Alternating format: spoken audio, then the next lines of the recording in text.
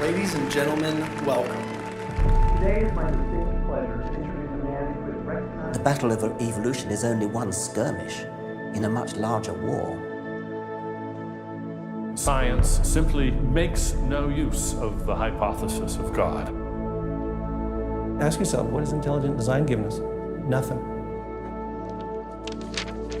We cannot accept intelligent design as an alternative scientific theory. They will never accept that we have a better argument. They just pester us and they waste our time.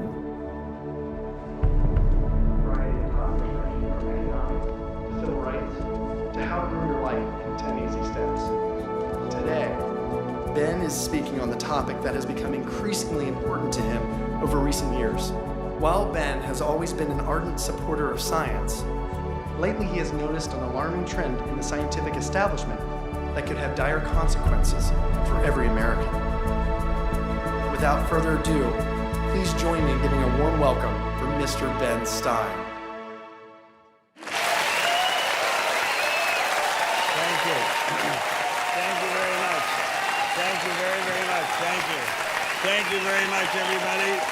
Thank you very much, gangsters. Thank you very, very much. Freedom is the essence of America. We're talking about freedom of speech, freedom of assembly, freedom from fear, freedom of religion. Martin Luther King said, America is essentially a dream, and he said it is a dream of freedom and equality, and freedom is the way to equality. And America simply would not be America without freedom. In every turning point in our history, the decision has always been about freedom. Freedom is what makes this country great. Freedom has allowed us to create, to explore, to overcome every challenge we have faced as a nation. But imagine if these freedoms were taken away. Where would we be? What would we lose? Well, unfortunately, I no longer need to imagine. It's happening. We are losing our freedom in one of the most important sectors of society, science. I have always assumed that scientists were free to ask any question, to pursue any line of inquiry without fear of reprisal. But recently, I've been alarmed to discover that this is not the case. It all began when I met evolutionary biologist Richard Sternberg in Washington, D.C. His life was nearly ruined when he strayed from the party line while serving as editor of a scientific journal affiliated with the prestigious Smithsonian Museum of Natural History. Your office was over there? That's correct. This here is the West Wing. Directly ahead of us is the West Wing of the Natural History Museum. So now you're not there anymore because you're a bad boy. No, I'm not. No, I was exiled. You're a bad boy. You questioned the powers that be. What was Dr. Sternberg's crime? He dared to publish an article by Dr. Stephen Meyer, one of the leading lights of the intelligent design movement. The paper ignited a firestorm of controversy merely because it suggested intelligent design might be able to explain how life began. As a result, Dr. Sternberg lost his office, his political and religious beliefs were investigated, and he was pressured to resign. The questioning of Darwinism was a bridge too far for many. The mentioning of intelligent design that occurs at the end of the paper was over the top. And I think the intelligent design proponents have raised a number of very important questions. And you wanted to get those questions brought up and discussed. Placed on the table. Placed on the table. People were so upset about it. They were so upset that you could see they had a physical, emotional reaction. Wow. They were saying that Stephen C. Meyer is a well-known Christian, that Stephen C. Meyer is an intelligent design proponent, that Stephen C. Meyer is a Republican. It was all couched in terms of religion, politics, and sociology. The way the chair of the department put it is that I was viewed as an intellectual terrorist. Terrorist. Because of giving the topic of intelligent design some modicum of credibility. What happened to Dr. Sternberg was terrible, but surely it was just an isolated case. I was still pretty skeptical, so naturally I checked in with the head of the Skeptics Society, Michael Shermer. So I can't prove there is no God or Yahweh in your case, any more than I can prove there is no Isis, Zeus, Apollo, Brahma, Ganesha, Mithras, Allah, or for that matter, the flying spaghetti monster. And think about just one thing. Why would the aliens look like this? Well, these are who drew that? bipedal. Who drew that? Skepticism, it's not a position you take. It's just an approach to claims. This one is called the borderlands of science, where sense meets nonsense. Is intelligent design nonsense? Well, it's unproven. So in that sense, it's nonsense. So I would put it in the sort of shaded areas between good, solid science and total nonsense. You know, it's sort of 3/4 of the way toward the nonsense side. But you think, nevertheless, people should be allowed to speak about it and publish papers about it? They are free to write and publish and be heard in public forums and go to conferences just like everybody else does. Well, what if a person published something, say at the Smithsonian, in favor of intelligent design and then lost his job over it? And it had been peer-reviewed,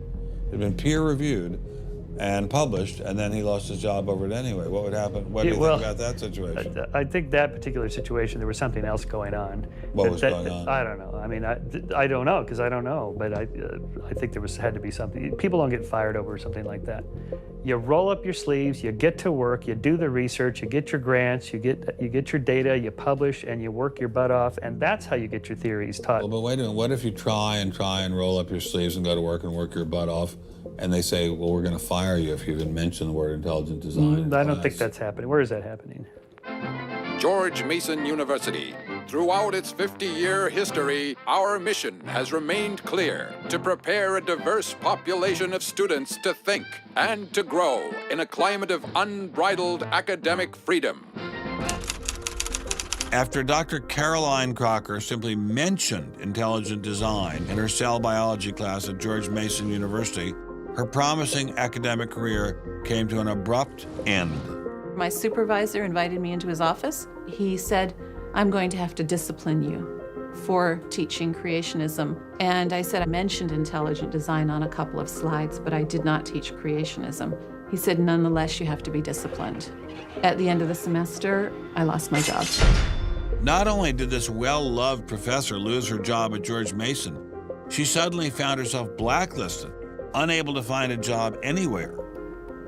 So whenever I interviewed for a job, I would be offered it, usually on the spot. Since this has happened, and since people can Google my name, I'm finding that when I send my credentials, I do get interviews, I get many interviews, but I never get offered a job. I don't tell them about my science sin. I was only trying to teach what the university stands for, which is academic freedom. There's nothing to be learned in neurosurgery by assuming an accidental origin for the parts of the brain that we work on. It wasn't just biologists who were feeling the Darwinist wrath. When neurosurgeon Michael Egnor wrote an essay to high school students saying doctors didn't need to study evolution in order to practice medicine, the Darwinists were quick to try and exterminate this new threat. A lot of people on a lot of blogs called me unprintable names that were printed. There are a lot of very, very nasty comments. Other people suggested that people call the university I work at and suggested perhaps it's time for me to retire. I realized when I kind of went public with my doubts about the adequacy of Darwin's theory that I would encounter criticism. What has amazed me is the viciousness and the sort of baseness of it. I'm an old guy, I have tenure, I'm academically safe, but the young people and what is happening to them in America right now because of this scientism gulag is really terrible. Apparently, Professor Marks was not as safe as he thought. A few months after this interview, Baylor University shut down his research website and forced him to return grant money once they discovered a link between his work and intelligent design. In order to attract grants, you have to market yourself. So you put up sites and call yourself labs and groups and things like that in order to get visibility. And in my entire experience in academia, I never went to any superior and asked them any permission to put up any of these labs.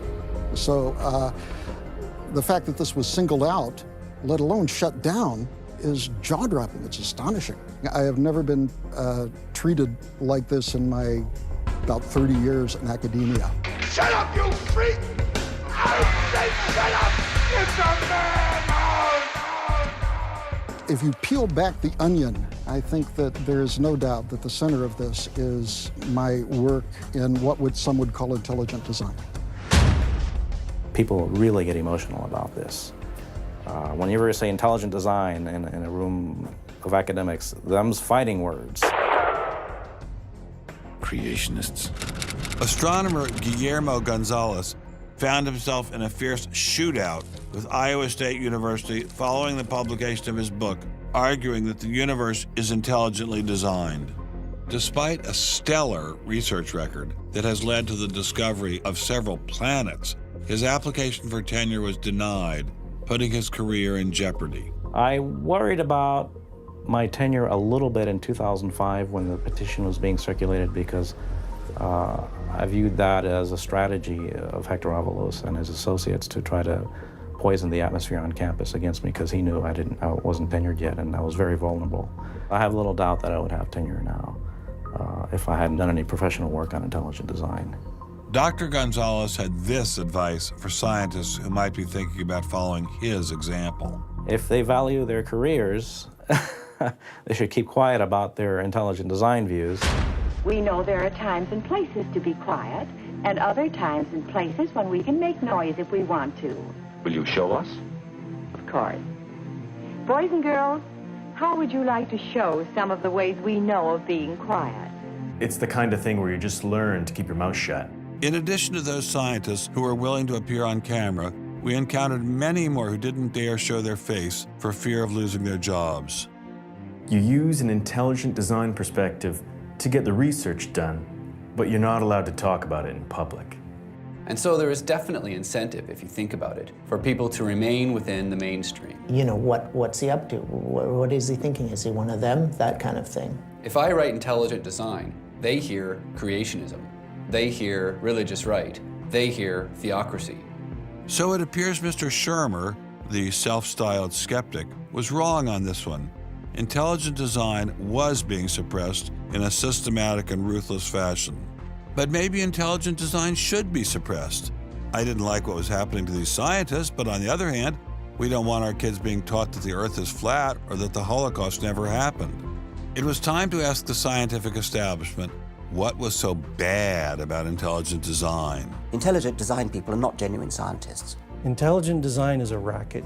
It's just propaganda. The only intelligent thing about it is to have got people to call it that. It's really very stupid as well. Everybody knows science education in America is appalling. What we don't need at this time is intelligent design in the classrooms. To present intelligent design stunts their educational growth. It stunts their intellectual growth. But what I don't understand is how these animals could have been on Earth millions of years before man.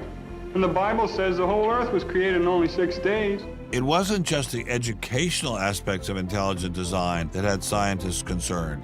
Many suspected the movement masked a much larger agenda. Intelligent design is a set of excuses to squeeze creationism into the classrooms. Get intelligent design in the schools today, and we can have school prayers tomorrow. Any other complaints? Can you imagine anything more boring? The boredom attached to ID is supreme. It is so boring that I can't even bother to think about it much anymore. It's just utterly boring. Love is in the air, everywhere I look around. Love is in the air, every sight and every sound. Love was in the air, all right, but none of it was directed toward intelligent design. There seemed to be a lot to hate about ID, and nearly all of that hatred was focused on one place. The people from the Discovery Institute, the people who are doing the intelligent design, they're all varnish and no product. The Discovery Institute is a propaganda mill. It's an institution designed to suck in money from religious investors and turn it into a sanitized, somewhat secular version of the creation story to get it into the schools. If they have a way of understanding nature that's superior to the one that we all are making lots of discoveries using, great. Bring it on.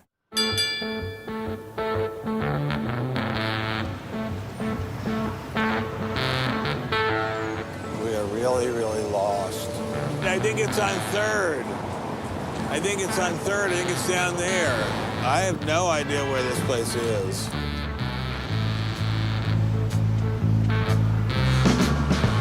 I guess I'll just keep walking. Do you have any idea where the Discovery Institute is? Have you ever heard of that? Never heard of it. Okay, thank you. How are you, sir? I'm good. Yourself? Good. Do you have any idea where the Discovery Institute is? Discovery Institute, not a clue. Discovery Institute. Thank you. It's very kind of you to offer. Welcome to Seattle. Thank you, sir. It's got to be this whole building.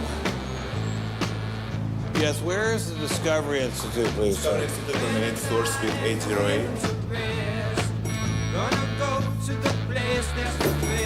Okay, very good. Aha!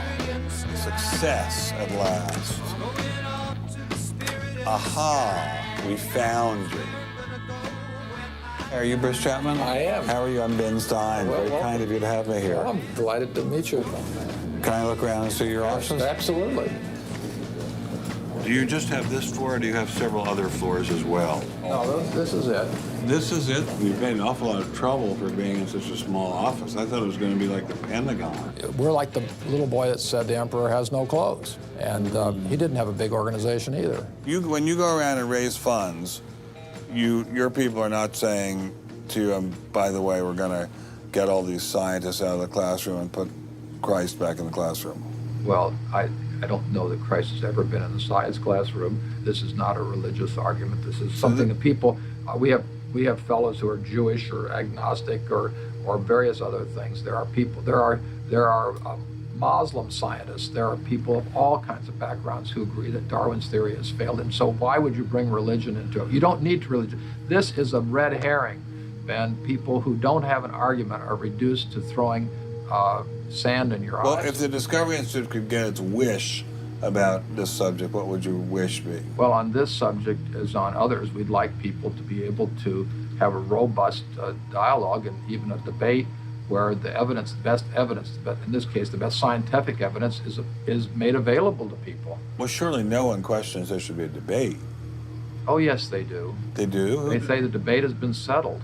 Well, that the issue's when settled. was the debate settled? Ben, I'd like you to talk to the scientists. You don't want to get your science from me. Mr. Chapman claimed ID had nothing to do with religion. So why was my first stop Biola University, formerly known as the Bible Institute of Los Angeles? Your own personal Jesus. Someone to hear your prayers, someone who cares. Footnote in the history of science, the Your inference that own Stonehenge was caused by intelligence. personal These Jesus. inferences are remarkably stable in terms of all the knowledge. Someone to hear your prayers, someone who's there.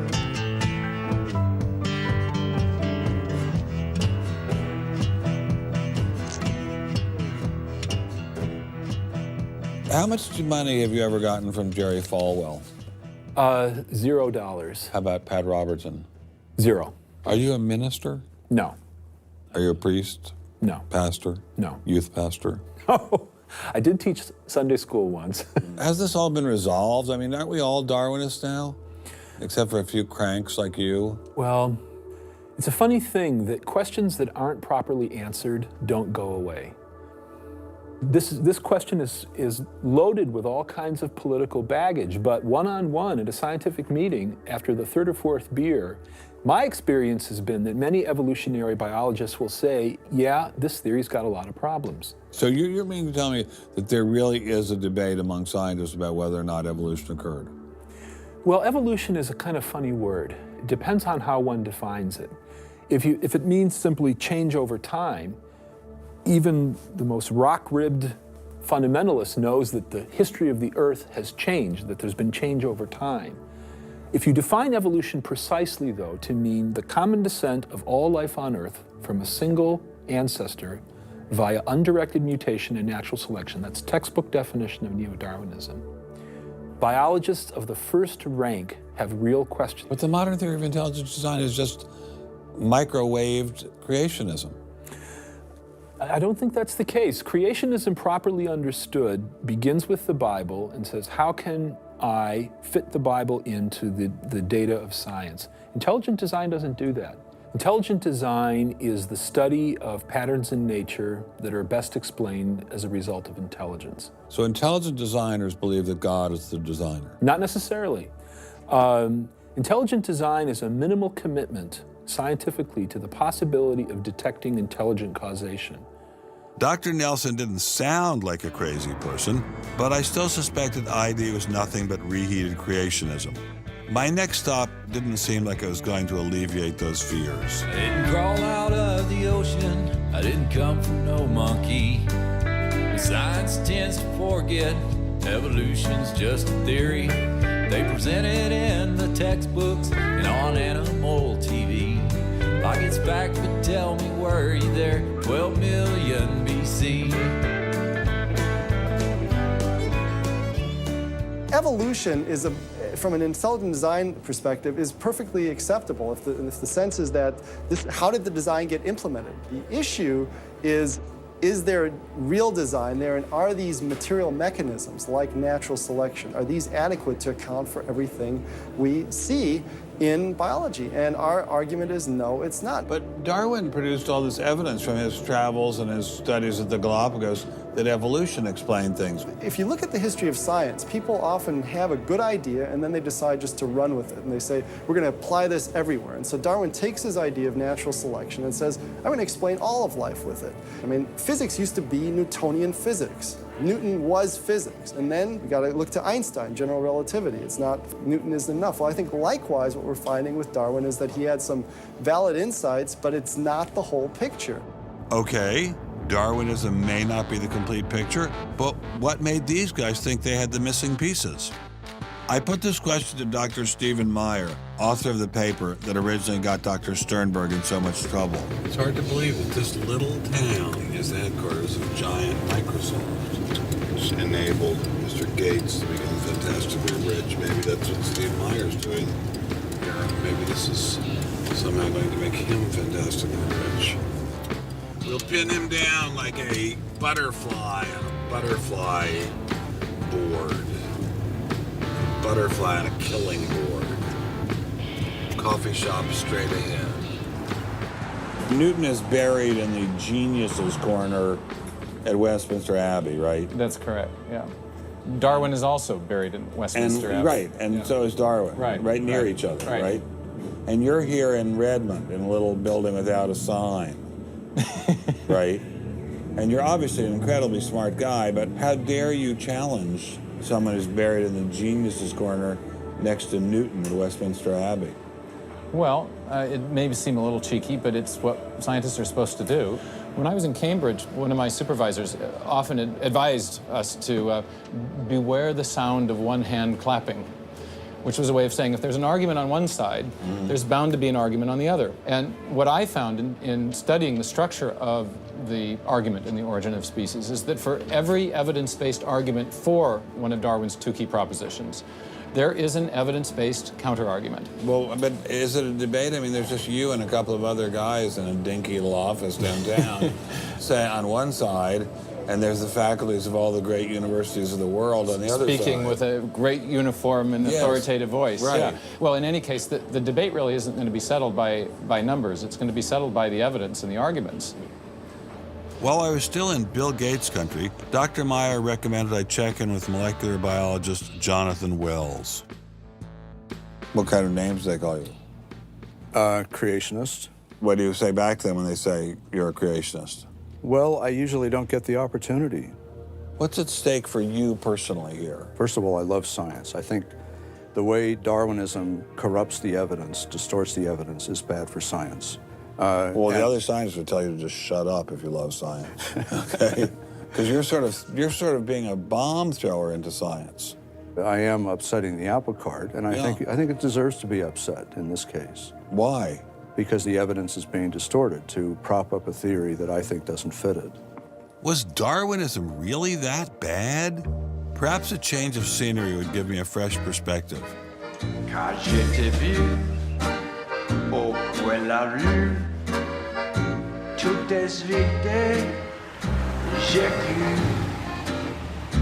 que tous les deux, sur le ciel bleu, nous serions très heureux.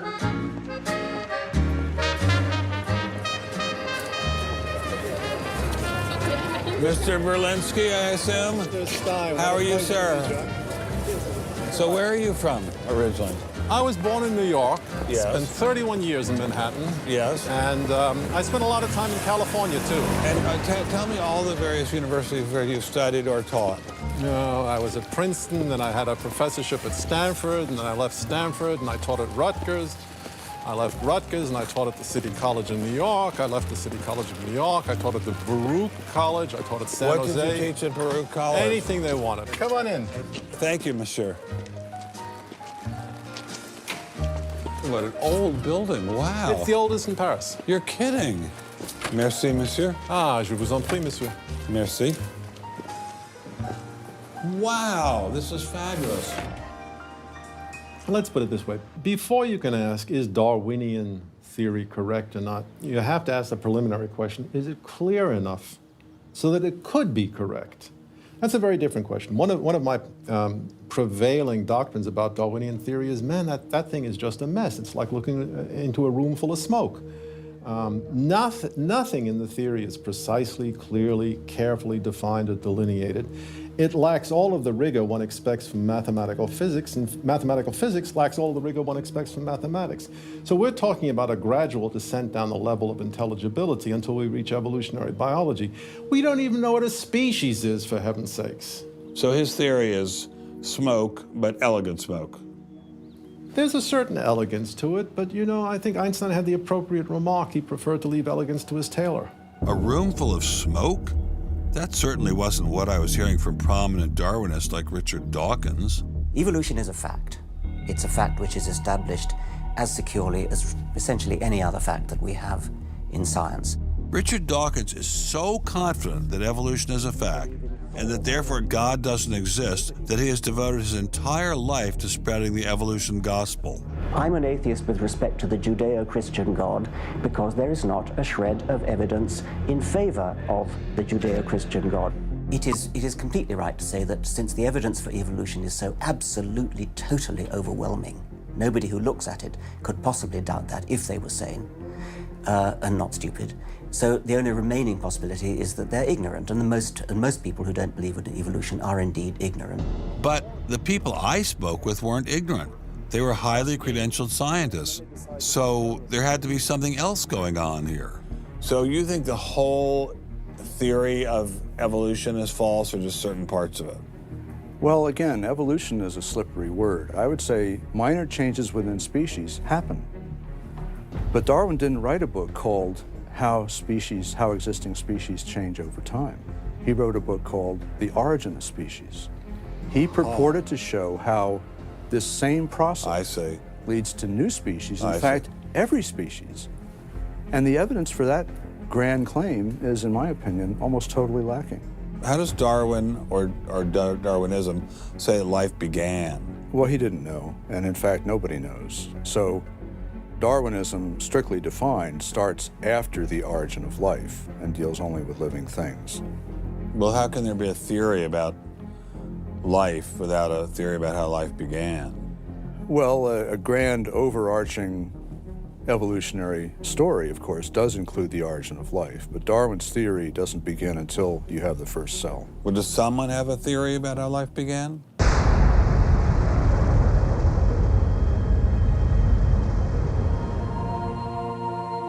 This is the story of a small planet in space called Earth. For a typical Darwinian explanation of how life originated, Dr. Wells directed me toward this documentary.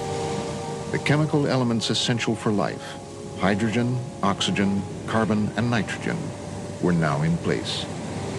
What was needed was a way of combining them. Perhaps the energy came from lightning. Whatever it was. Excuse me? Whatever it was, energy managed to arrange these chemical ingredients in just the right way. Whatever it was? I was hoping for something a little more scientific. The most popular idea has been that life emerged spontaneously from primordial soup. In 1953, Stanley Miller mixed water, methane, ammonia, and hydrogen to simulate the early Earth's atmosphere. Then he ran electricity through it in an attempt to jumpstart life. It's alive! It's alive! It didn't work. While the initial results seemed promising, 50 years later, most serious scientists have abandoned this approach in favor of alternate theories. Prominent Darwinist Michael Roos attempted to explain one of them to me. He wasn't kidding. How did we get from an inorganic world to the world of the cell? Well, one popular theory is that it might have started off on the backs of crystals. My crystal ball. Molecules piggybacked on the back of crystals forming, and that this led to more and more complex. But of course, the nice thing about crystals is every now and then you get mistakes, mutations, and that this opens the way for natural selection. But at one point there was not a living thing. Yeah. And then there was a living thing. How did that happen? Well, that's just I've just told you. And I don't see any reason why you shouldn't go from very simple to more and more complex to more and more complex. I don't either, but I don't know how you get from mud to a living cell. That's my question. Yes, well, I've told you. I think it was on the back of crystals. On the backs of crystals. On the backs of crystals is at least one hypothesis, yes. So that's your theory, and you think that is more likely and less far-fetched than intelligent design? I think it is. I wouldn't put Ben Stein's money on Dr. Roos's joyriding crystals, but it did make me wonder, what were the chances of life arising on its own? It's been speculated that probably there would have to be a minimum of about 250 proteins to provide a minimal life function. If that's really true, then I think it's almost inconceivable that life could have happened in some simple step-by-step way. Okay, so the simplest form of life requires at least 250 proteins to function. What's so difficult about that? Welcome to the Casino of Life. Who wants to spin for a chance to win? Oh, sure. I'll give it a shot. What do I win? Take a look at this. Huh? How about the world's first single-cell organism? This perfectly aligned string of proteins could be yours. Now, take a spin.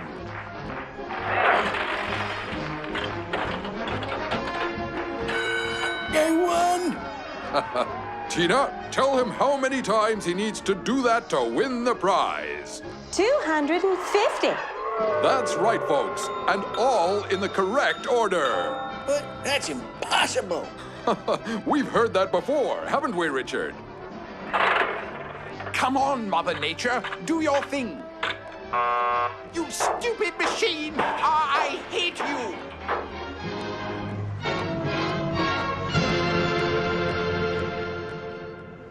We're talking about something that's staggeringly improbable, roughly 1 in a trillion. Let all of life choose a million, a trillion. The number is essentially zero. Something has to skew nature to choose the ones that work. So, in the game of life, it looks as if the house always wins. Luckily, some serious scientific minds have figured out a way to beat the odds. Directed panspermia. When faced with the overwhelming problem of the origin of life, Nobel Prize winner Francis Crick proposed this theory, that life was seeded on Earth, which basically means aliens did it. Crystals? Aliens? I thought we were talking about science, not science fiction. We don't know what caused life to arise. Did it arise by a purely undirected process? Or did it arise by some kind of intelligent guidance or design? And the rules of science are being applied to actually foreclose one of the two possible answers to that very fundamental and basic and important question. So the rules of science say we will consider any possibility except one that is guided. Exactly. No matter how life began, on the backs of crystals or in the test tube of some intelligent designer, everyone agrees it started with a single cell. But what is a cell? Let me ask you a question. Yeah. Darwin wrote The Origin of Species in 1859, published it in 1859. He had an idea of the cell as being quite simple, correct? Yeah, everybody did. Okay.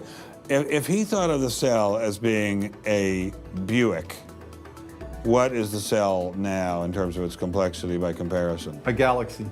If Darwin thought a cell was, say, a mud hut, what do we now know that a cell is? More complicated than a Saturn V. So what is in a cell as far as we know now? A world that Darwin never could have imagined. I needed someone who could give me a glimpse into this world. So we went to molecular biologist Doug Axe. Think of a cell as being a nanofactory, a factory where, on a very small scale, digital instructions are being used to make the components of the factory. Here we have the famous DNA double helix. You can see the two helical strands that are intertwined and wind around each other on the outside of the molecule. This is the material that stores all of our genetic information. In higher life forms, this will be the equivalent of something like a gigabyte of information stored in the molecules that form the individual chromosomes, all packed within the nucleus, which is a tiny fraction of the entire cell size. So what does DNA do? Well, the information in DNA ends up providing the information for sequencing the amino acids to make protein. We have information in a one-dimensional form that provides the information for a three-dimensional form.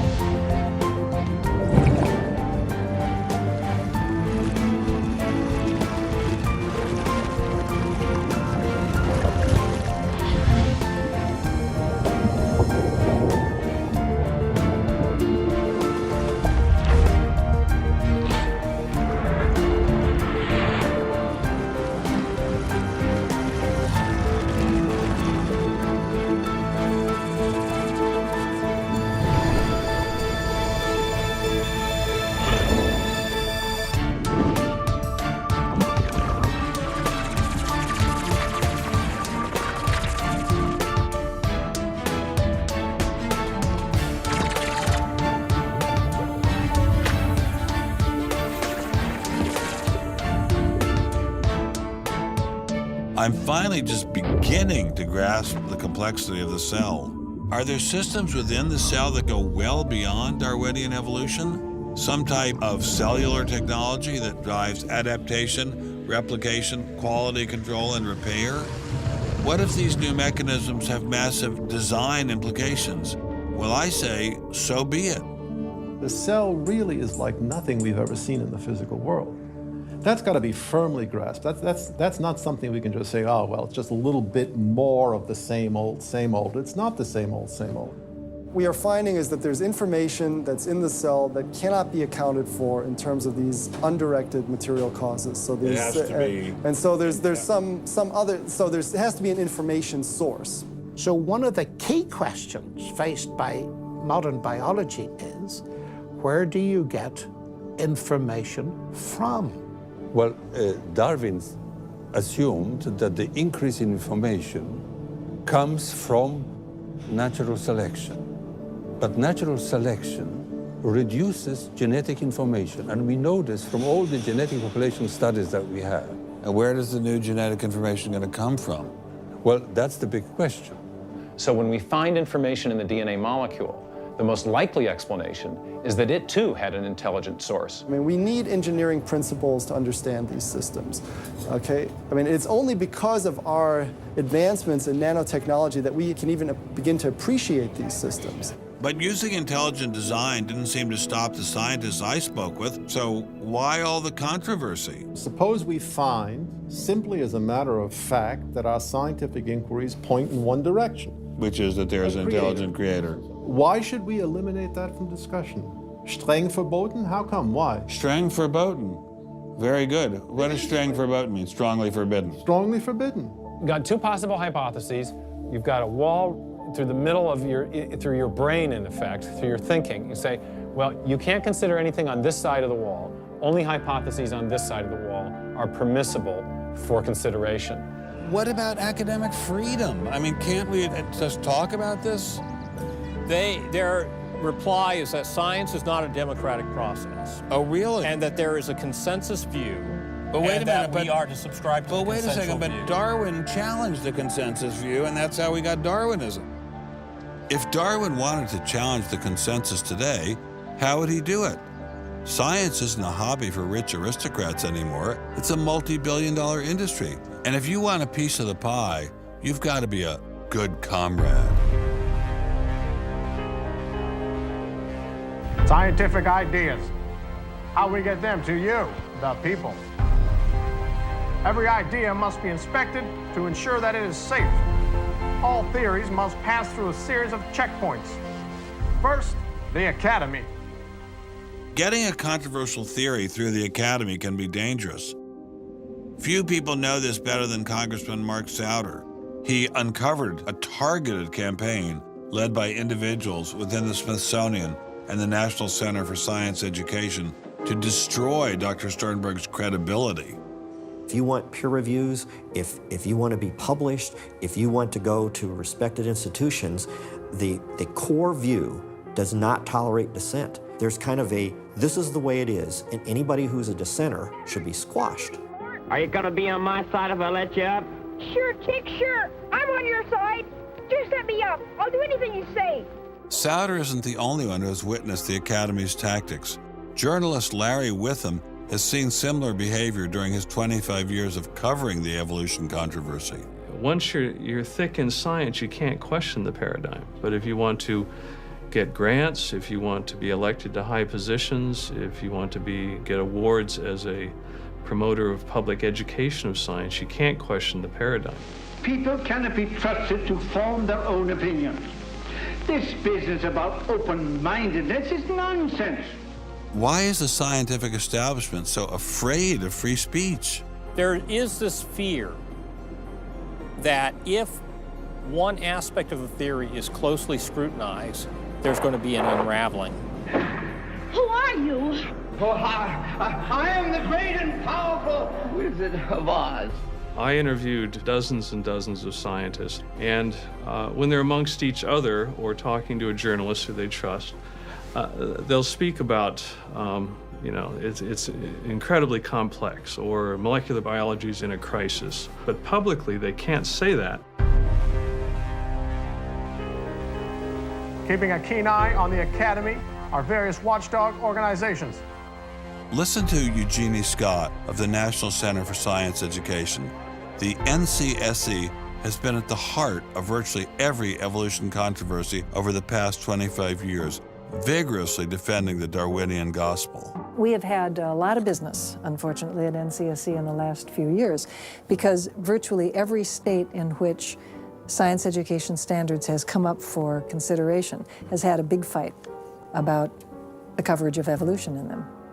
NCSE was started by a group of scientists and teachers who were very concerned because in the late 70s and early 80s there were a lot of attempts to pass equal time for creation science and evolution laws. And clearly this is something that neither scientists nor teachers liked. It wasn't exactly help the creationists are coming, but it's, you know, kind of along those lines. Most scientists just throw up their hands and say, creationists, they drive me crazy, you know, you handle it. We've worked a lot with science education organizations. The most important group we work with is members of the faith community, because the best kept secret in this controversy is that Catholics and mainstream Protestants are okay on evolution. Are you sure about that, Eugenie?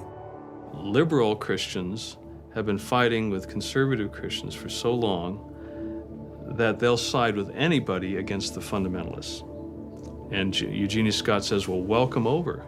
There's a kind of science defense lobby, or an evolution defense lobby in particular.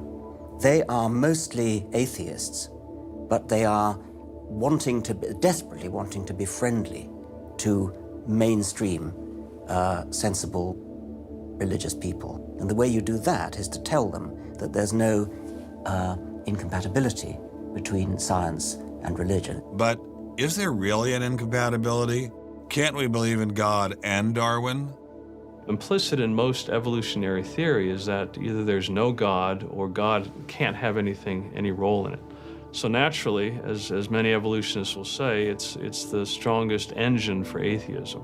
If they called me as a witness, and a lawyer said, Dr. Dawkins, has your belief in evolution, has your study of evolution turned you towards atheism? I would have to say yes. And that's the worst possible thing I could say for winning that court case. So people like me are bad news for the science lobby, the evolution lobby. By the way, I'm being a hell of a lot more frank and honest in this interview than many people in this field would be. Working hard to keep ideas in check are our friends in the media. Morning, paper. Paper, mister? The tendency of the media is to side with the establishment because they inherently agree with the establishment. Eugenie Scott, my understanding is that there is not a single peer-reviewed article out there that supports intelligent design. Am I wrong? You are not wrong. You are correct. I believe that we get coverage, but we always get coverage like we're the outsider, not like it's an even debate. But instead of merely reporting news, he analyzes it, often expressing his personal opinions. We constantly deal with reporters who refuse even to report the correct definition of intelligent design. They, over and over again, talk about life is so complex, God must have done it. Just admit it, it's religion. Very simple. You just can't, it's religion. It's a wanton distortion of our position. So you'd ask. I've got a hot story here. You can look at Associated Press stories, and the same sentence will appear in those stories for 10 years. Intelligent design says that life is too complex. It's called a boilerplate. And the reporter never reports anymore or gets any new ways to say it, so the public understanding never advances. But what happens if a reporter decides to take a more balanced approach to intelligent design? There might be remarkable pressure on that reporter not to side against the evolutionists. I thought I told you to kill that story. Few reporters have learned this better than author and journalist Pamela Winnick. When she refused to take sides in an article she wrote about intelligent design, the Darwinists found a new favorite target. Number one, I wasn't Christian, I was Jewish. Number two, I wasn't religious. Number three, I was not taking a position in favor of creationism. I was writing about intelligent design, and it didn't matter. After I wrote that one piece, everything I wrote on the subject was scrutinized. There were hate letters coming into the newspaper. If you give any credence to it whatsoever, which means just writing about it, you are just finished as a journalist. Other journalists we spoke with told similar stories, but didn't dare appear on camera. And now, the presses are ready to roll. When all other checkpoints fail, there is always the courts.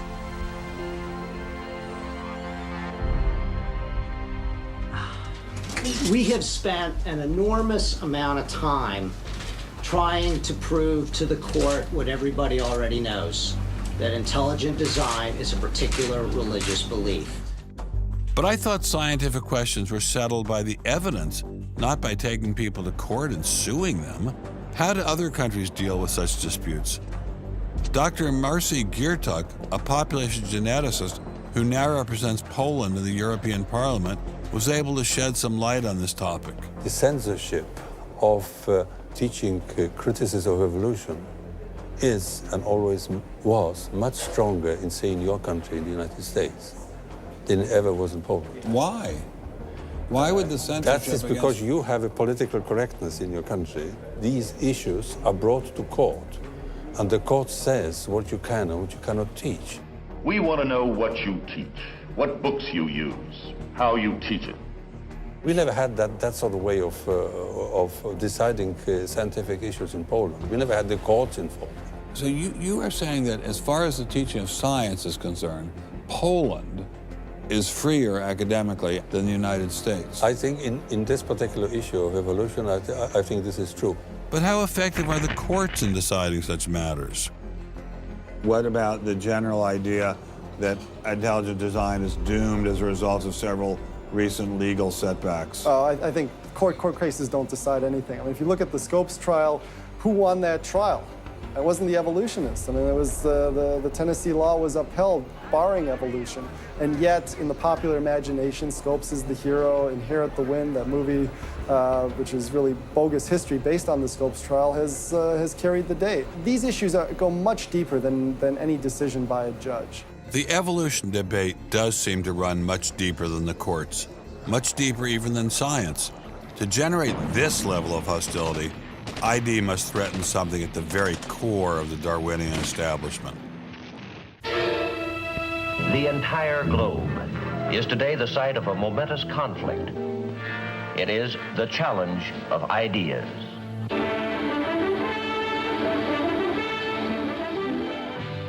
I am Edward R. Murrow.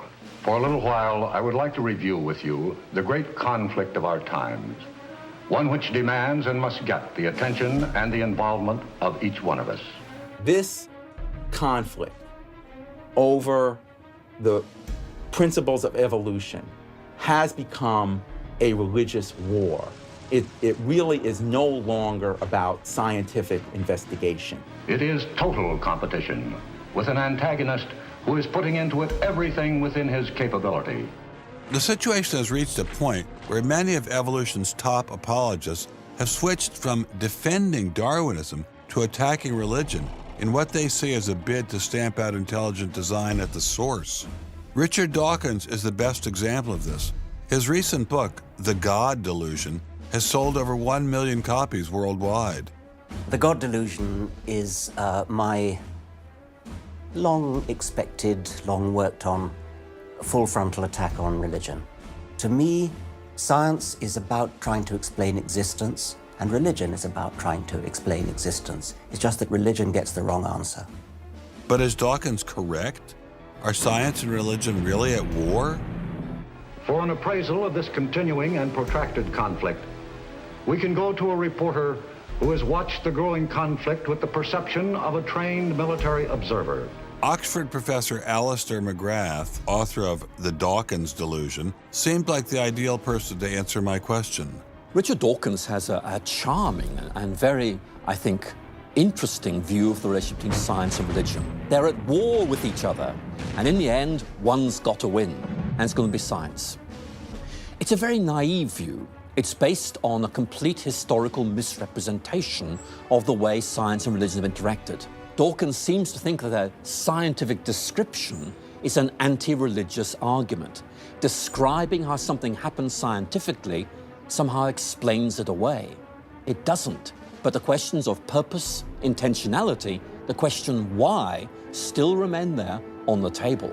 And I think it was just a catastrophic mistake to have someone like Dawkins address himself to profound issues of theology, the existence of God, the nature of life. He hasn't committed himself to disciplined study in any relevant area of inquiry. He's a crummy philosopher. He doesn't have the rudimentary skills to meticulously assess his own arguments. Genius guy, though. Very smart guy. A little bit of a reptile, but a very smart guy. The opposing point of view in this conflict rests on a fundamentally different vision of man. If you have two distinguished scientists, and in fact you can range many more on each side, as you know, saying exactly opposite things, that's telling me that the conflict is not between science and belief in God. Otherwise, you'd expect all scientists to be atheists. But it's a worldview conflict. It's between scientists who have different worldviews. You've got two competing explanations of the evidence. One says design, one says undirected processes. Both of them have larger philosophical or religious or anti-religious implications.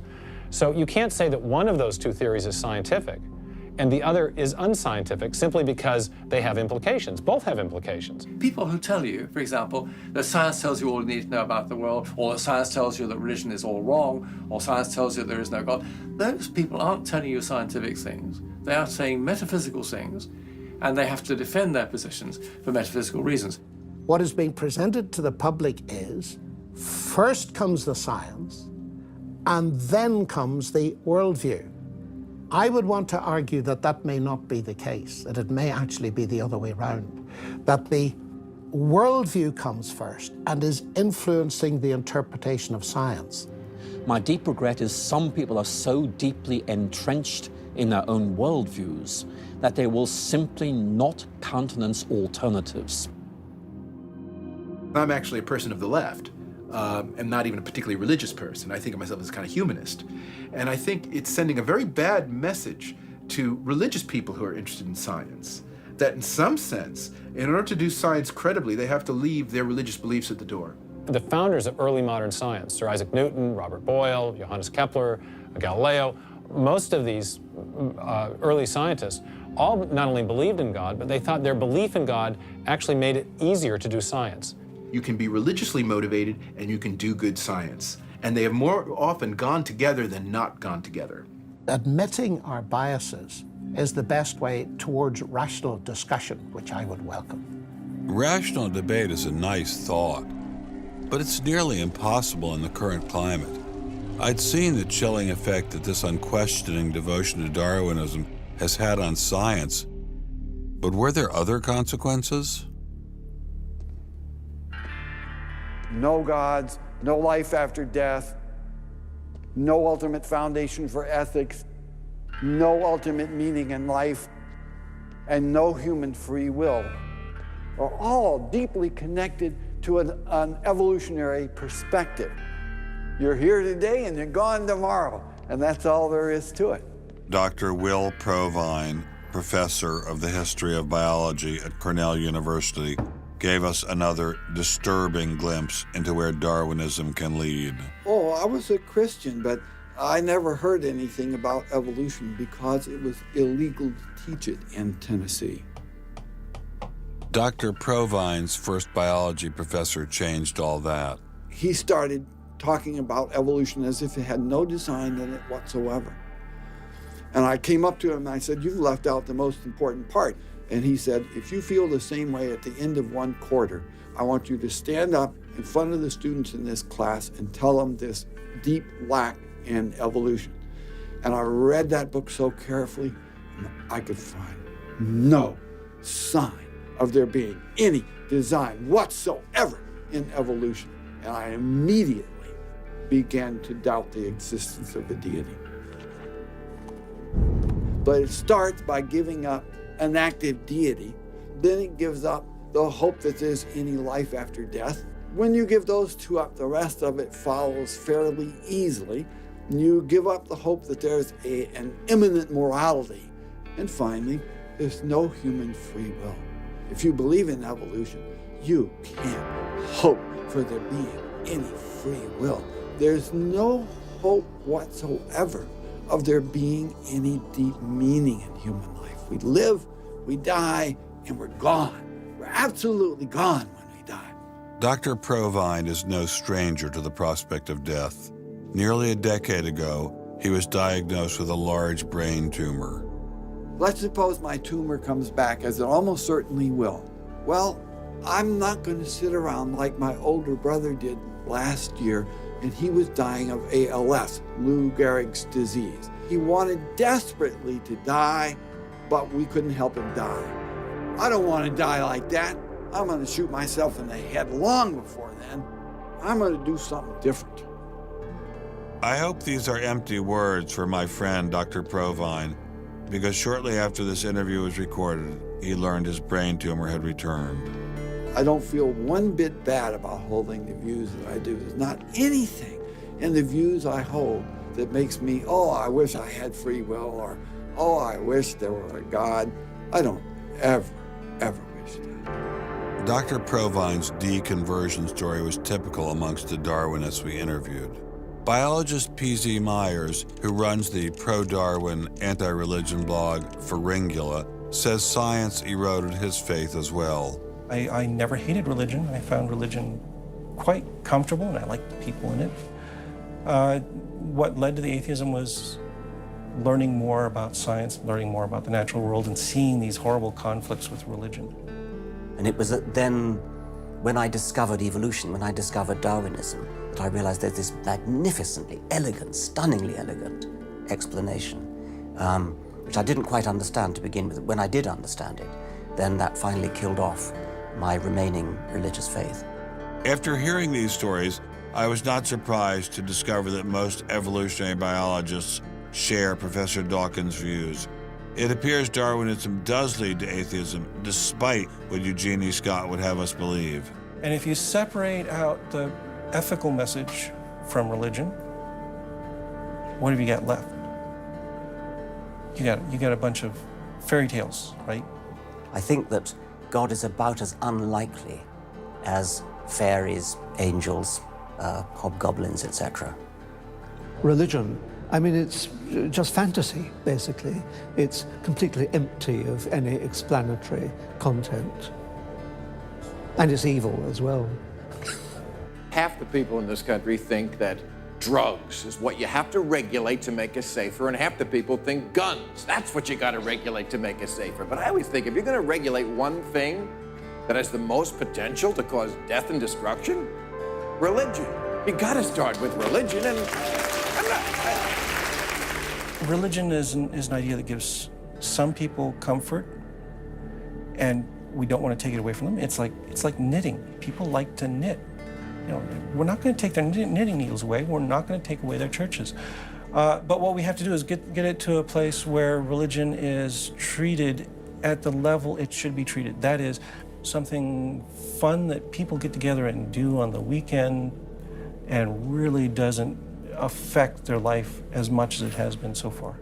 So, what would the world look like if Dr. Myers got his wish? Greater science literacy, which is going to lead to the erosion of religion. And then we'll get this nice positive feedback mechanism going, where as religion slowly fades away, we get more and more science to replace it.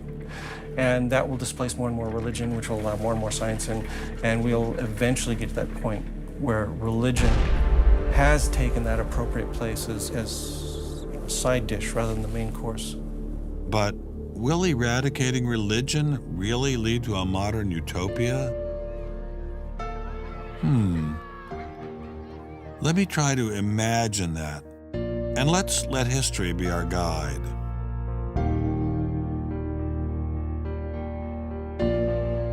In part, I think Matthew Arnold put his hands on it when he spoke about the withdrawal of faith. There is a connection between a society that has at least a minimal commitment to certain kinds of transcendental values and what human beings permit themselves to do one to the other. That got me thinking, what other societies have used Darwinism to trump all other authorities, including religion?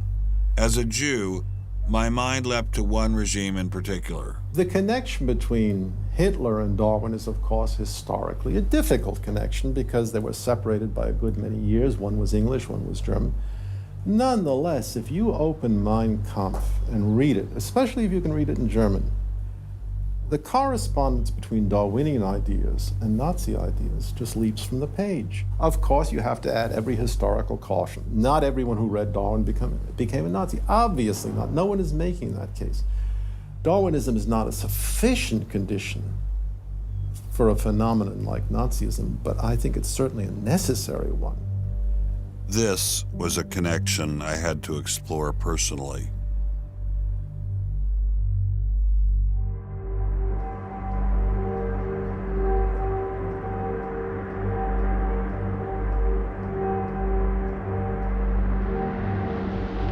American officers arrive at a Nazi institution seized by First Army troops. Under the guise of an insane asylum, this has been the headquarters for the systematic murder.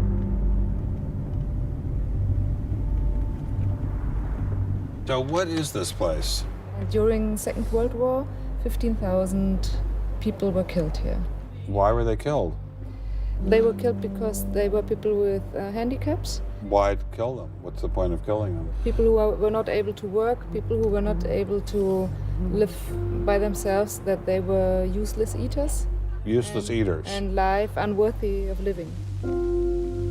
This idea grew up in the 20s. So long before National Socialism, biologists, anthropologists, they thought that maybe mankind could, or the government could interfere into the growth of the population. I see. And they had the utopia that they would have a society without illness and without handicap.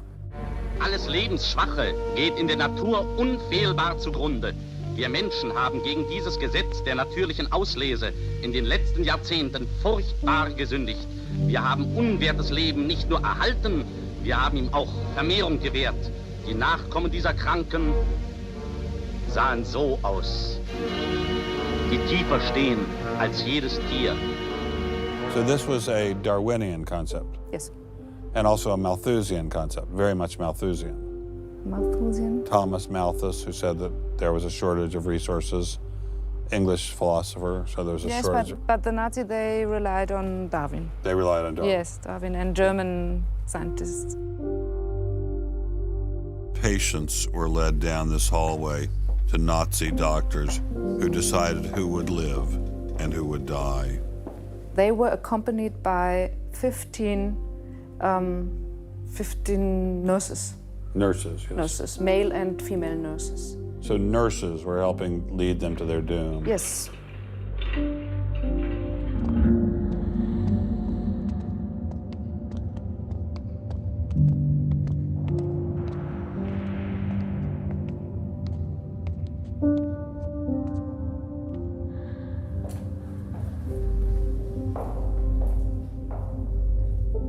So were the prisoners told they were taking a shower? Yes, they were taking a shower, and here was 1 or 2 showers. So how many people were brought into this room? 60 to 70.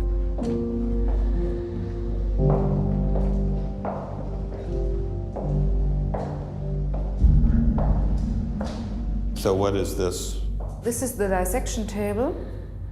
Do you ever think to yourself, the sane ones were the ones lying here having their brains removed? The insane one was Dr. Gorgas and all the other people did? No, I don't think that, because I think those people who killed here, they were very sane, because they had their purposes. They had purposes? Yes. I don't think they were insane.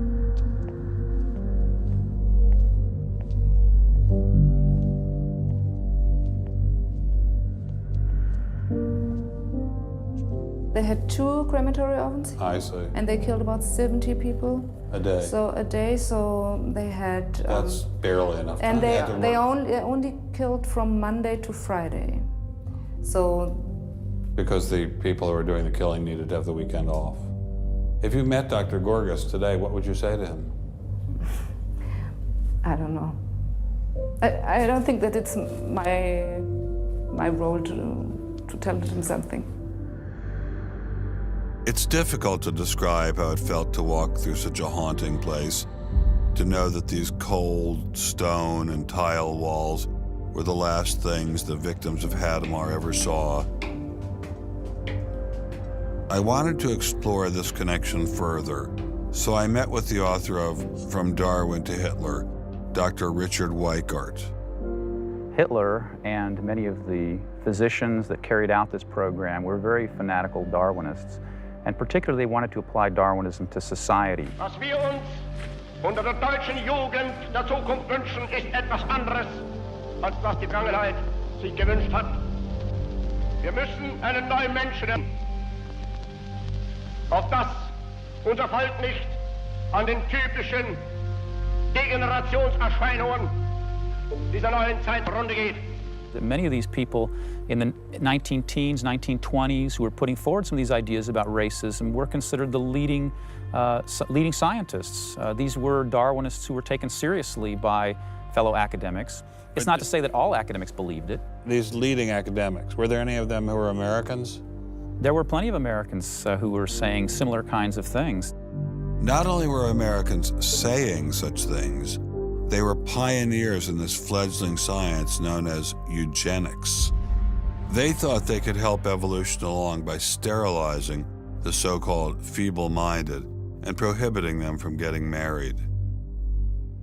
Physicians who are aware of the history of 20th century American medicine harbor some bad feelings towards Darwinists because of eugenics. And the eugenics, which was an attempt to breed human beings, it was the darkest chapter of American medicine ever. There were 50,000 people involuntarily sterilized because they were deemed unfit to breed, basically. Eugenics isn't just history.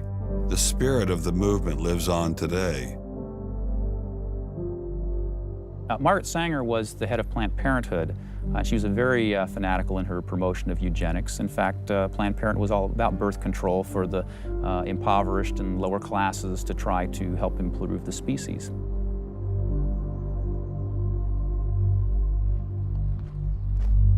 From Hadamar, I traveled with Dr. Weikart to Dachau, where the Nazis applied the ideas of eugenics on a massive mechanistic scale.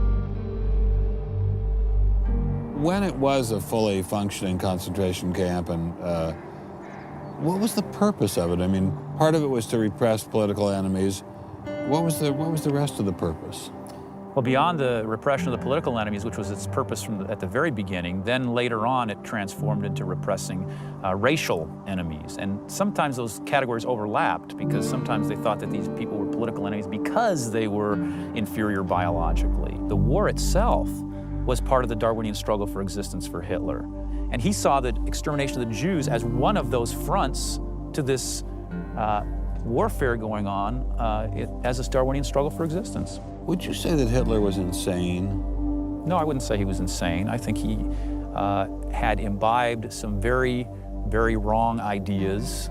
And in fact, I think he took the logic of them in certain ways that brought him to take very radical solutions for them.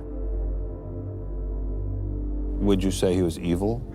Oh, I'd definitely say he was evil. Is there such a thing as evil? Oh, I think there is. And is there such a thing as good? Oh, definitely. And evil can sometimes be rationalized as science. Oh, sure. And evil can sometimes be rational.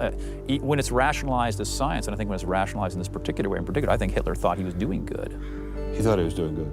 Oh, I think so. He thought he was benefiting. He thought he was benefiting humanity by driving evolution forward and creating a better humanity.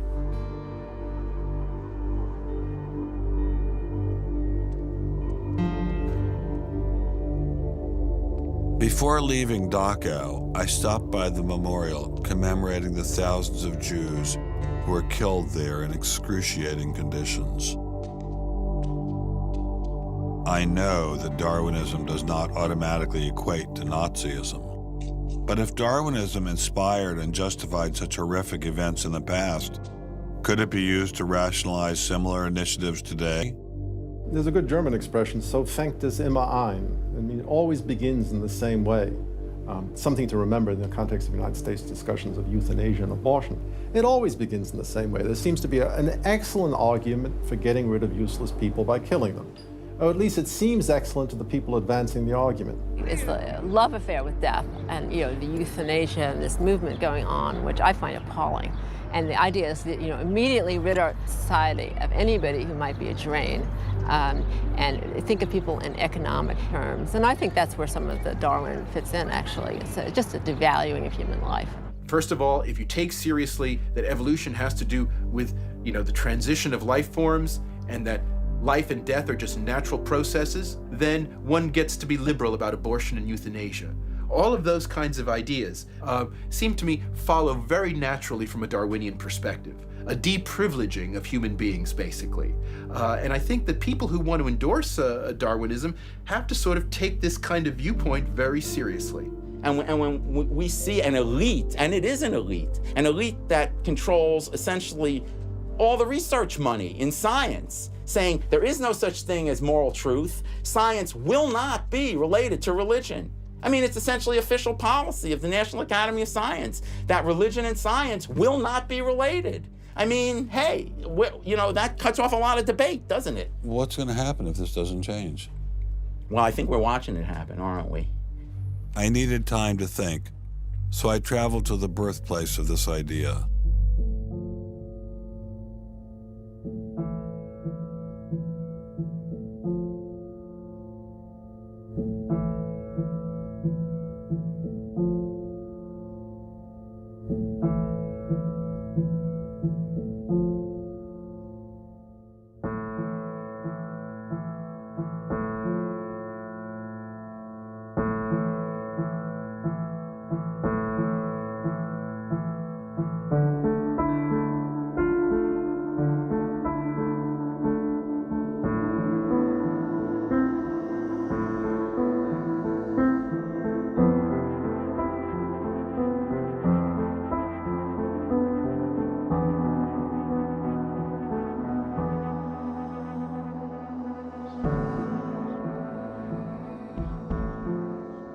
With savages, the weak in body or mind are soon eliminated.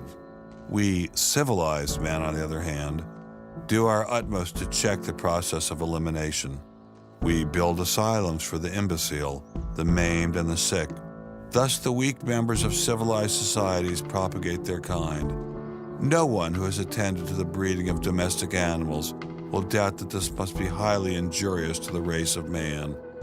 Hardly anyone is so ignorant as to allow his worst animals to breed. Charles Darwin, The Descent of Man, 1871.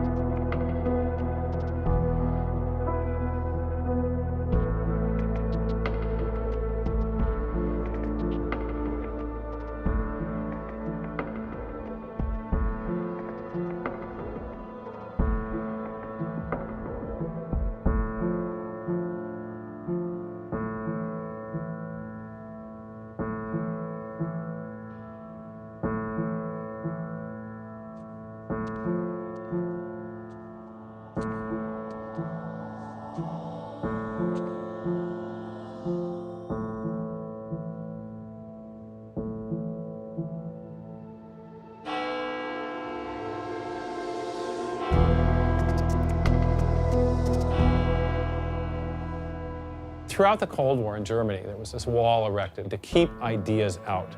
It was erected by people who held an ideology that were afraid of a competition from other ideas that would come into their society. And what we're seeing happening in science today is very much like that. But I think that's just a strategy for protecting a failing ideology from competition. America didn't become the great nation that it is by suppressing ideas. It progressed by allowing freedom of speech and freedom of inquiry. Thomas Jefferson got it right when he wrote, "We hold these truths to be self-evident, that all men are created equal, that they are endowed by their Creator with certain unalienable rights, that among these are life, liberty, and the pursuit of happiness." Hundreds of thousands of Americans have given their lives to protect these values, but now they're under threat once again. It wasn't just scientists who were being expelled. It was freedom itself, the very foundation of the American dream, the very foundation of America. If we allowed freedom to be expelled in science, where would it end? The Darwinian establishment is so massive and so entrenched, it appears impenetrable. I couldn't bring it down myself, but I could at least confront those who had expelled the scientists I'd met. What would you say if you had Eugenie Scott sitting next to you? What would you say to her? I would ask her, by what authority does she and those like her presume to declare what is and is not science? You know, he's sort of made himself martyr of the day. They've gotten a lot of mileage out of, poor Rick Sternberg. And we got lip service from the leadership of the Smithsonian, but I didn't feel they ever followed through. We went into the Smithsonian looking for answers, but we ran into the same stone wall as Congressman Souter. We're not authorized to do this, Mr. Scott. Come down to the office with me,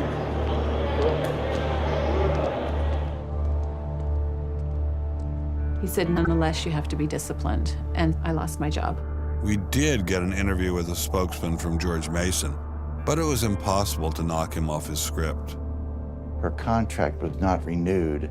It was simply not renewing her contract, which she's satisfied. Her contract was not renewed, had nothing to do with the controversy of that topic of intelligent design. I have never been treated like this in my about 30 years in academia. We received a similar reception at Baylor University. They refused to admit that what had happened to Dr. Marks had anything to do with ID. Certainly the conversations I've had, this has not, the intelligent design situation has not been the thrust of the conversation. It's a procedural issue, and that's the way we dealt with it. Funny, that's not how Dean Kelly put things in his original email to Dr. Marks.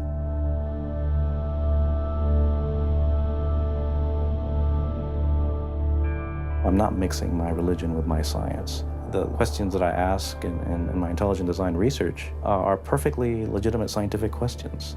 At least the top guns at Iowa State were willing to own up to their actions. What we wanted to stop is the use of the name of ISU to validate intelligent design algorithms, and we did succeed. I really think a lot of Guillermo. He's a great guy. So, I mean, that's why I'm kind of disappointed, all right, that he should have just left this alone. So, in my opinion, should have just left it alone. Dr. Hauptmann elaborated further on his great regard for Gonzalez.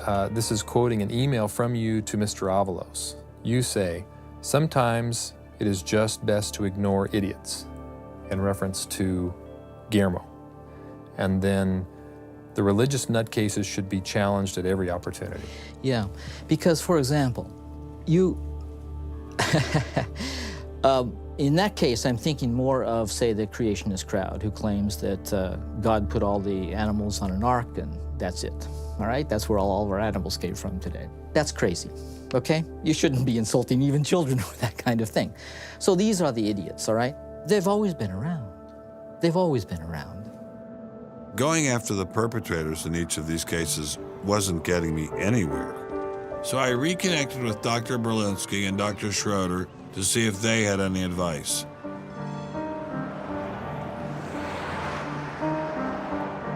There's a boundary to what science will accept right now. I think the parallel is exactly this wall coming down. Ask any Berliner on from the east side what it meant to have the wall come down. If it is possible to make a break in the wall that will allow academia to ask these fundamental questions that exist and allow them in the science classrooms as well. It'd be nice to see the scientific establishment lose some of its prestige and power. It'd be nice to see other questions being opened up. Above all, it'd be nice to have a real spirit of self-criticism penetrating the sciences. What can I do to bring down the wall? Is there anything I can do? Make it apparent to the world that a wall exists. There are vast numbers of persons who talk about academic freedom. And there is academic freedom as long as you're on the correct side of the wall. But if you're on the wrong side of the wall, as we mentioned a few moments ago, you lose tenure, and that's a given. I took Dr. Schroeder's words to heart. Obviously, I couldn't take down the wall myself, but I could confront one of its modern architects.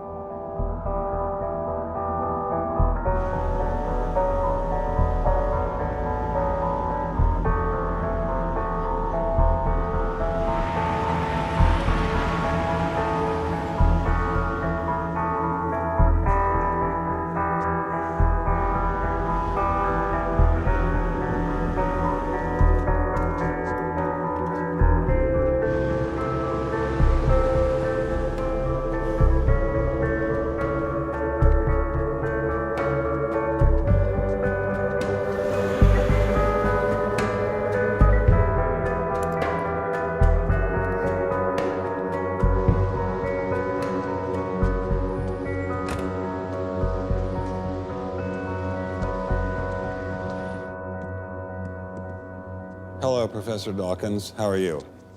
I'm Ben Stein. I'm so sorry to keep you waiting. How are you? Fine, thank you.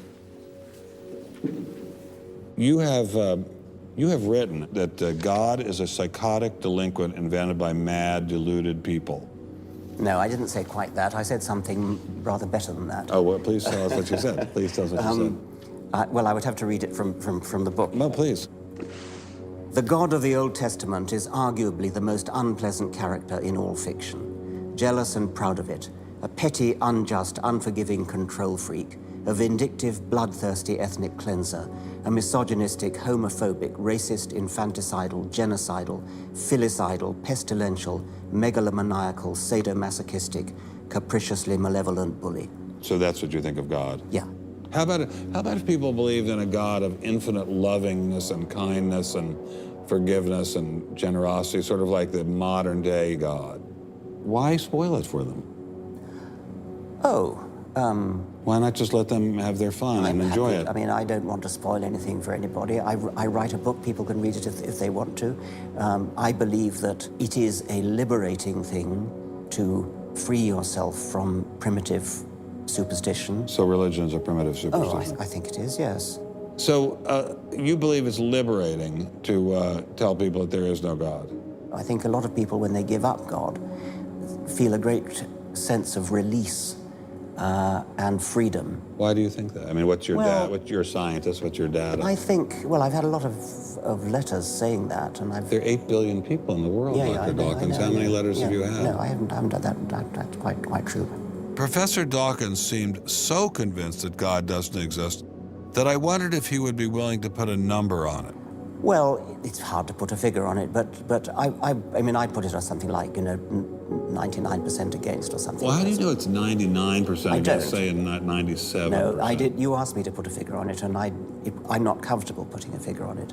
I think I just think it's very unlikely. What? But you couldn't put a number on it? No, of course not. No. So it could be 49%. Well, it would be. I mean, I think it's unlikely, and it's quite far from 50%. How do you know? I don't know. I mean, I put an argument in the book. Well, then who did create the heavens and the earth? Why do you use the word who? You see, you immediately beg the question by using the word who. Well, then how did it get created? Well, by a very slow process. Well, how did it start? Nobody knows how it started. We know the kind of event that it must have been. We know the sort of event that must have happened for the origin of life. And what was that? It was the origin of the first self-replicating molecule. Right, and how did that happen? I told you we don't know. So you have no idea how it started? No, nor has anybody. Nor has anyone else. What do you think is the possibility that intelligent design might turn out to be the answer to some issues in genetics or in evolution? It could come about in the following way. It could be that at some earlier time, somewhere in the universe, a civilization evolved by probably some kind of Darwinian means to a very, very high level of technology and designed a form of life that they seeded onto perhaps this planet. Now, that is a possibility and an intriguing possibility. And I suppose it's possible that you might find evidence for that if you look at the details of biochemistry, molecular biology. You might find a signature of some sort of designer. Wait a second. Richard Dawkins thought intelligent design might be a legitimate pursuit?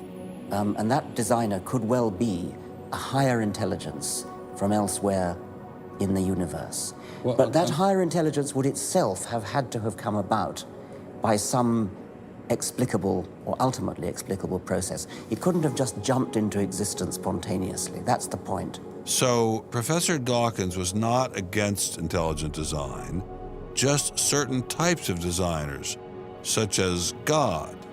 So the Hebrew God, the God of the Old Testament, he doesn't exist in your view? Certainly. I mean, that would be a very unpleasant prospect. And the Holy Trinity of the New Testament, nothing like that. Do you believe in any of the Hindu gods? Like Vishnu? How can you ask such a question? You don't, right? How could I? I mean, why would I, given that I don't believe in any others? You don't believe in the Muslim God? No. I mean, why do you even need to ask? Well, I just wanted to be sure. So you don't believe in any God anywhere? Any God anywhere would be completely incompatible with anything that I've said. I assume. Yeah. I just wanted to make sure. You don't believe in any God anywhere? No. What if after you died you ran into God? He said, "What have you been doing, Richard? I mean, what have you been doing? I've been trying to be nice to you. I gave you a multi-million-dollar paycheck over and over again with your book, and look what you did." Bertrand Russell had that point put to him, and he said something like, "Sir, why did you take such pains to hide yourself?" But if the intelligent design people are right, God isn't hidden. We may even be able to encounter God through science, if we have the freedom to go there. What could be more intriguing than that?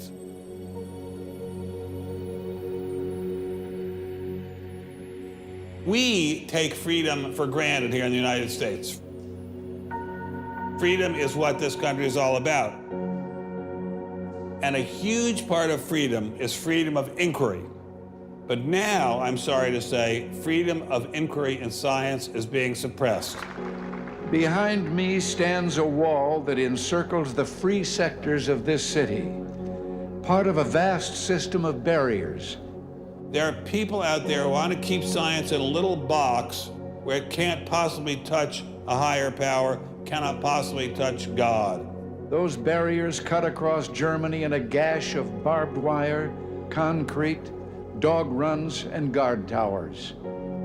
If you believe in God, and you believe that there is an intrinsic order in the universe, and you believe that it's the role of science to try to pursue and understand better that order, you will be ostracized. I'm frightened by this, but I'm not going to let it stop me from investigating and from speaking. The wall cannot withstand freedom. What I'm asking for is the freedom to follow the evidence wherever it leads. My hope is that there'll be enough independent thinking scientists who don't like to be told what to think.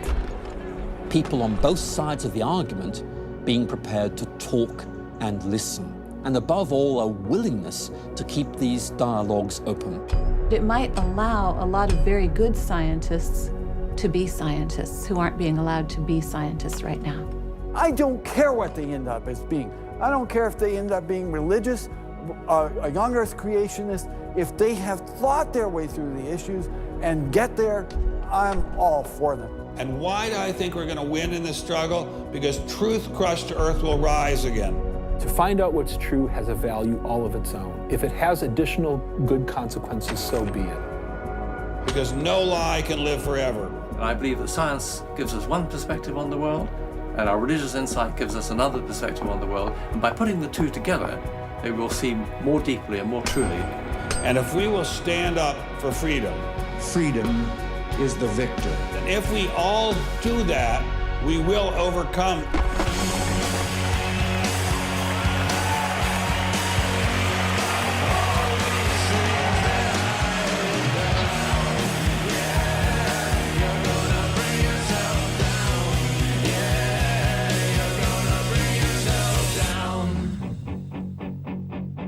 I've taken a first step by speaking out on this issue.